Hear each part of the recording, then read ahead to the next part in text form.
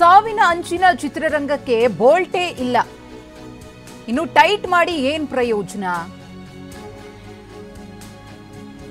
DCM DK ಹೇಳಿಕೆಗೆ ನಟ ಜಗ್ಗೇಶ್ ಅವರು ಟ್ವೀಟ್ ಮೂಲಕ ಪ್ರತಿಕ್ರಿಯೆಯನ್ನ ಕೊಟ್ಟಿದ್ದಾರೆ. ಸಾವಿನ ಅಂಚಿನ ಚಿತ್ರರಂಗಕ್ಕೆ ಬೋಲ್ಟೇ ಇಲ್ಲ, ಇನ್ನು ಅದನ್ನ ಟೈಟ್ ಮಾಡಿ ಏನ್ ಪ್ರಯೋಜನ ಎಂದಿದ್ದಾರೆ ಜಗ್ಗೇಶ್. 7 ಗಂಟೆಗೆ ಕಾರ್ಯಕ್ರಮ ಇದ್ರೆ 6 ಗಂಟೆಗೆ ಆಹ್ವಾನ.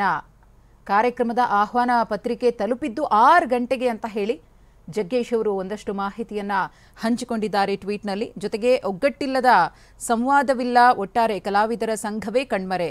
ಕನ್ನಡ ಚಿತ್ರರಂಗ ಅವಸನ ಕರ್ನಾಟಕದಲ್ಲಿ ಯಾವ ಕಲಾವಿದರು ಏನಾಗಿದ್ದಾರೆ, ಕಲಾವಿದರಾದ ನಮಗೆ ಮಾಹಿತಿ ಇಲ್ಲ.